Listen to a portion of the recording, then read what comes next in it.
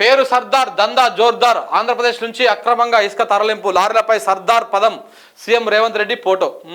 చూడండి ఎట్టేట్ వేసుకుర్రు, గుర్తులు వేసుకుర్రు, మొత్తం గుర్తులు వేసుకుని పలగొట్టుకుర్రు.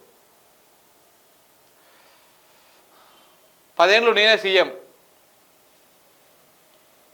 తెలంగాణ తల్లికి బదులు రాజీవ్ విగ్రహం పెట్టాడు. అసలు రాజీవ్ గాంధీకి తెలంగాణకి ఏం సంబంధమే?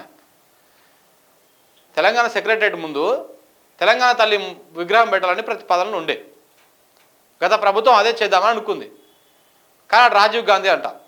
తెలంగాణ ప్రజలకు జర్రా తీట ముద్రాలని రాజీవ్ గాంధీ విగ్రహాలు తుక్కు తుక్కు అయ్యి తునకలయ్యి ఆడ పొట్టు కూడా మిగలదు. ఇక మీరు అందాక తెచ్చుకోకూరి కథ, అనవసరంగా రెచ్చగొట్టకూరు. తెలంగాణ తల్లి విగ్రహం పెట్టు, చేత కాకపోతే అమరవీరుల స్థూపం పెట్టాడా సన్నాసి. రాజీవ్ గాంధీ అంటే రాజీవ్ గాంధీకి ఏం సంబంధం తెలంగాణకి?